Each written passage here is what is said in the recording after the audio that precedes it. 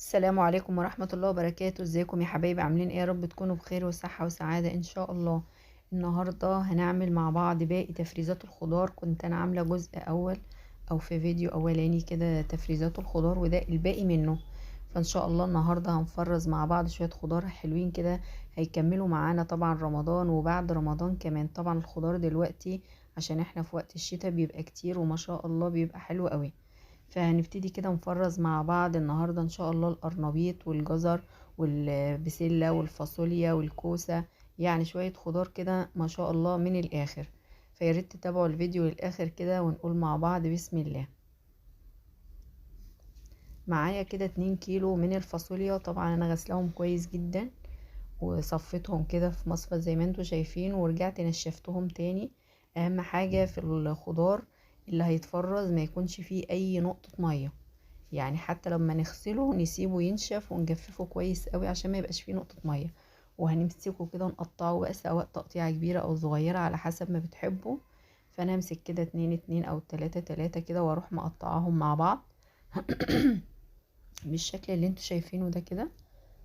طبعا انا خلصت كده الكمية. طبعا انا مش هحطها لا في مية مغلية ولا اي حاجة، انا هفرزها على نفس وضعها كده يا دوب بس تتغسل وانشفها كويس، وابتدي احطها في الاكياس واخرج الهواء من الكيس كويس قوي عشان الهواء ده هو اللي بيبوظ معايا التفريز.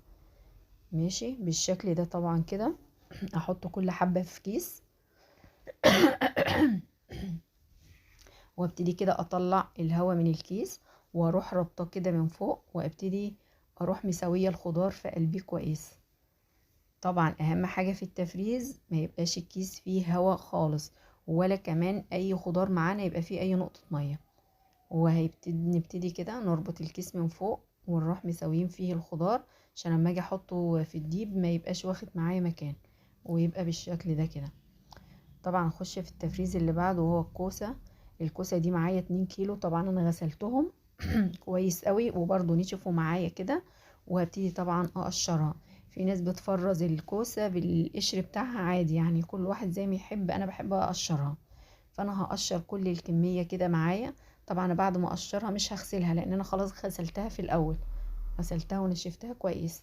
وهبتدي طبعا كده اقشرها بالشكل ده. طبعا الكوسة احنا هندخلها طبعا في حاجات كتيرة قوي. منها طبعا انا بحب اعملها قوي. الطبيخ بتاعنا طبيخ الكوسة انا بحبه قوي، بس مش بفرز منها كتير.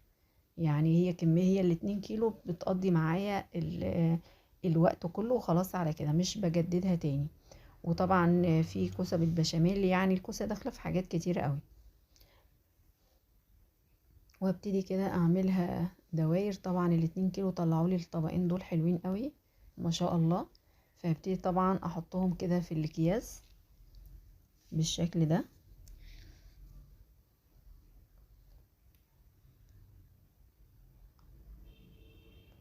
ده كده عمل لي اول كيس. هي الكمية كلها طلعت لي تقريبا 3 اكياس في الاخر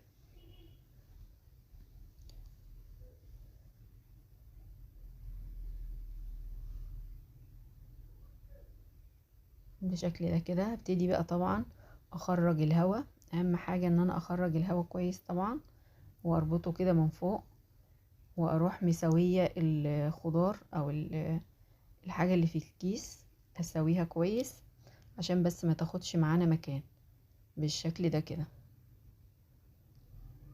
طلعوا طبعا معايا 3 اكياس ما شاء الله حلوين قوي. دلوقتي بقى هنفرز القرنبيط. طبعا معايا قرنبيطة حلوة كده بس كان في حاجات كده من فوق، فانا قلت اشيلها كده بالسكينة وهبتدي كده اقطعها. الوردات الكبيرة دي انا مش هعملها كبيرة، برضو هقطعها هصغرها عن كده، بس انا بس كده بفكها من بعض بالشكل ده.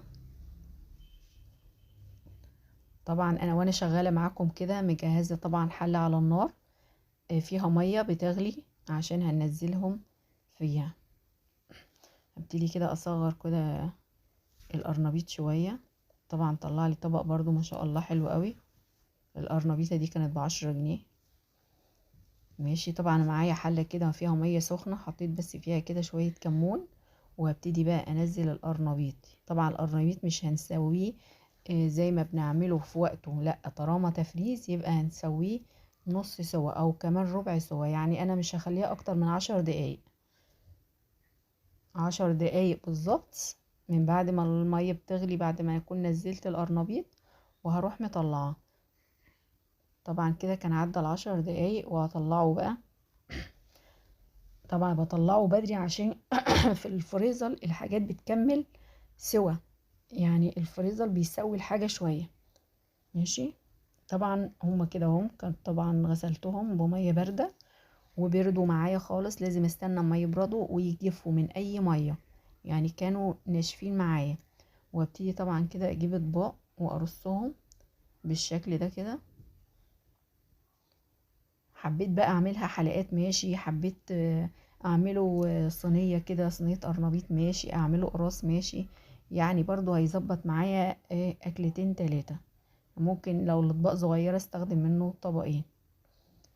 ماشي. هنخش بقى كده في التفريز اللي بعده، هو البسلة. طبعا البسلة انا جبتها وفصصتها كده وغسلتها بعد التفصيص طبعا عشان لو فيها اي طينة او اي شوائب، وسبتها لما نشفت وجفت خالص، وابتديت اكيسها بالشكل ده، ما خليتش فيها اي نقطة مية بالشكل ده كده.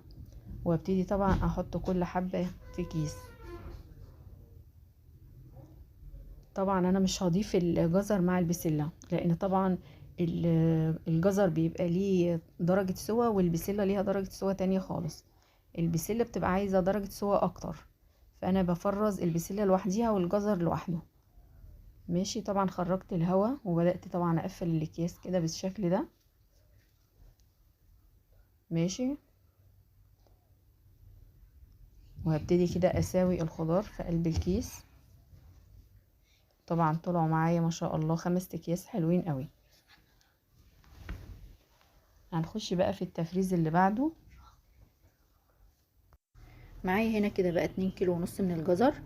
طبعا انا غسلهم كويس جدا ونشفوا وجفوا معايا خالص. هبتدي بقى امسك الواحده كده، اقطع الحته اللي فوق والحته اللي تحت، وابتدي اقشرها بالشكل ده. طبعا كل الكميه قشرتها بالشكل ده كده.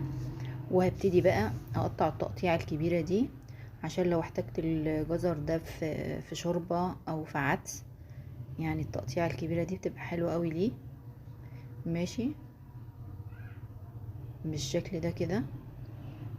وهبتدي بقى كمان، يعني كفايه قوي كده، واجيب بقى طبق كمان واقطع شويه للبسله. طبعا انا قايله لكم ان انا البسله بفرزها لوحديها والجزر بتاعها لوحده، عشان كل واحده فيهم ليها درجه سوا غير التاني. ماشي. فهبتدي بقى اقطع كده للبسله. واوقات كتير ما بحطش للبسله جزر، يعني في اوقات بحط جزر واوقات لا. ماشي.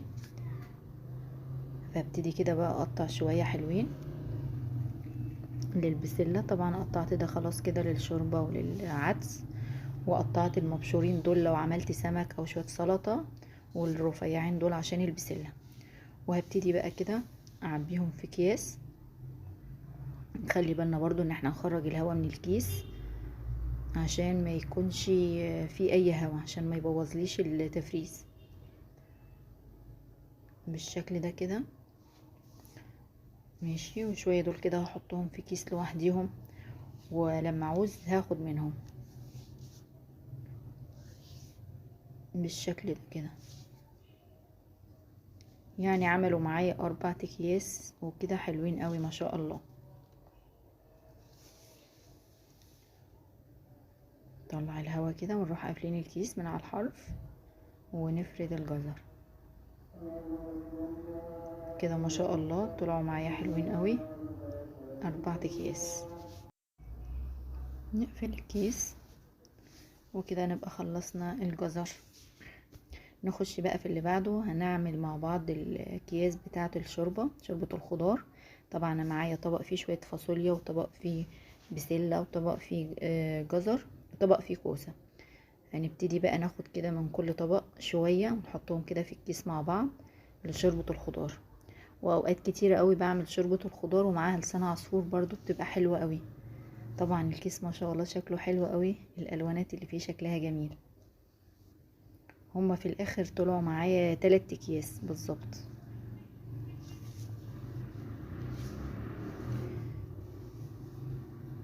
ماشي. نطلع بقى كده الهواء من قلب الكيس ونقفله، ونروح فاردين كده فيه الخضار بالشكل ده.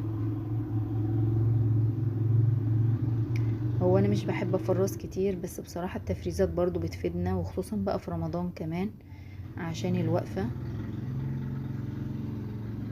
يعني بفرز من كل نوع 3 أو 4 اكياس، وبقى كده كفاية قوي كده ما شاء الله. الخضار بتاعنا كله كده اتفرز ما شاء الله.